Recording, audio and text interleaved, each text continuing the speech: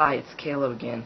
I'm going to show you where I've been in the world. And so, to start off, one of the most notable places I've been is Yellowstone.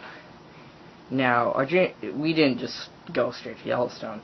Our journey started when we flew out from Chicago to Salt Lake City. And we drove from where we lived, which is north of Chicago. So, I'll show you on the map of the United States of this great territory. So, started right there, all the way to Salt Lake City, Utah. It's the capital of Utah. It's also the capital of Mormonism, which is a little bit, it's kind of a fun fact, but they had to move west because their religious beliefs were persecuted, and polygamy was as well. And the Mormon Church of Latter-day Saints is there as well. So, from Salt Lake City, we drove north, but before we started driving, we decided we'd spend like a day in the city just to check it out. And so, we visited an island in the middle of Salt Lake City. Now, Salt Lake City has that name for a reason. It's because it's on a giant salt lake, like big salt lake, like I'm talking not as anywhere as near as big as Lake Michigan, but a good fraction of it. And so, this island called Antelope Island that we went to. Now, very strange. It's called Antelope Island because antelopes live there. You might think, well, that might make you think of Africa, but they do live out west as well. It's also got rattlesnakes and such. Well,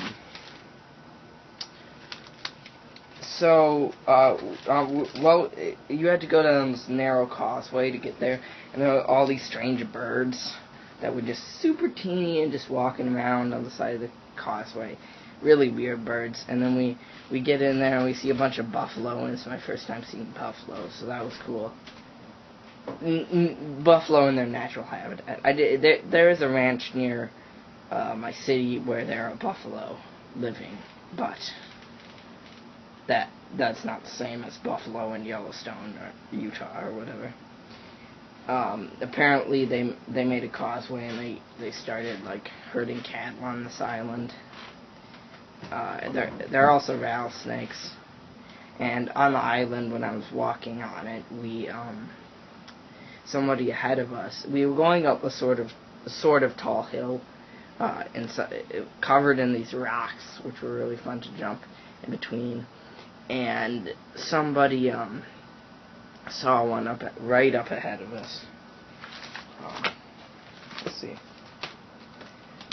Just gonna show you the picture of Antelope Island. There we go. So Antelope Island, that was a really cool experience. And then it was my first taste of the West, really. I was so excited, man.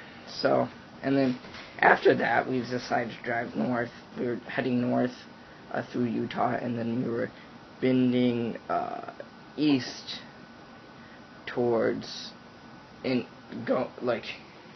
show you around the map.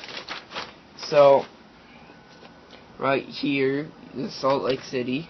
See, and it's got a border like this.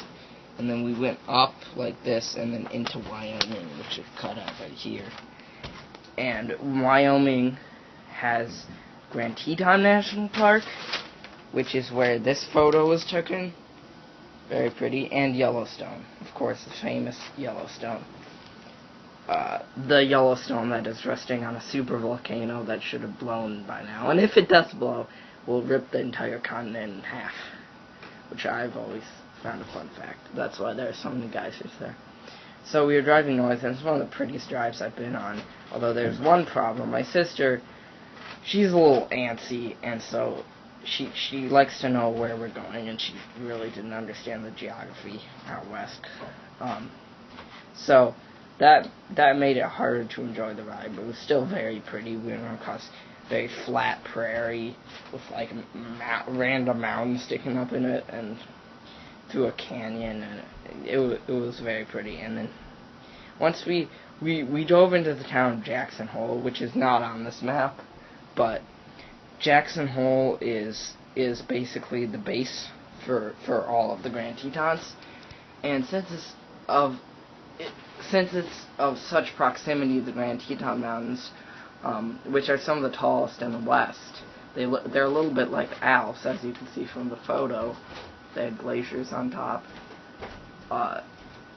So once we made it all the way there, then we spent a day there, and we got there really late, and then the next day we decided to go kayaking on Jackson Lake. And it was very pretty because the lake was perfectly still, and you could see the reflection of the Tetons onto it. And so then we landed our kayaks on an island in this lake called Jackson Lake, just beneath the Tetons. And then there was buffalo dung for some reason. I don't know how the buffalo got onto the island, but there was. And then we got back, and then we started driving farther north, and we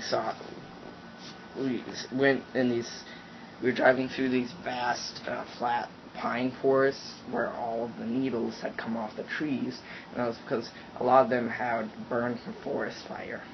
And then I remember that night we were looking for a campsite, but it turned out we went to the wrong campsite. So then we called the person, and then we headed to another campsite. It was super late at night, and then beneath a very big, well, I guess you can consider it a small mountain, and then we filmed a big moon that night, and then we went to sleep, and the next morning we saw these people packing everything in nice, organized little plastic containers in the back of their car. And the back of our rental that we got in Salt Lake City looked like a pile of trash, because it was just stuff like put on top of other stuff, just like a big pile. Like there wasn't any organization to it, all in chunk. So then after that we visited I believe it's Yellowstone Falls, but they're these giant waterfall that comes down hundreds and hundreds of feet down into a deep canyon. The water just cascades, and you can throw rocks down there and see what happens. And then we also climbed a mountain, and the road already took you like a quarter of the way up the mountain, and we walked the rest, and it was a decent sized mountain. It probably reached the subalpine zone, but it never quite got snow on it. It's called Mount Washburn, and I collected these from it, and reindeer moss, which hanged off a lot of the trees, and a feather from a bird, as well as some obsidian, and in highly volcanic areas, obsidian tends to be common. So we also saw pika. They're like very small, strange creatures. Anyways, moving on, we reached the top of the mountain, and it's super windy. I reached the top with my brother and sister, and we take a photo, and it looks super weird because my shirt's all windy. And then that night we actually had a lodge planned. So we head to this lodge, and it's on Yellowstone Lake.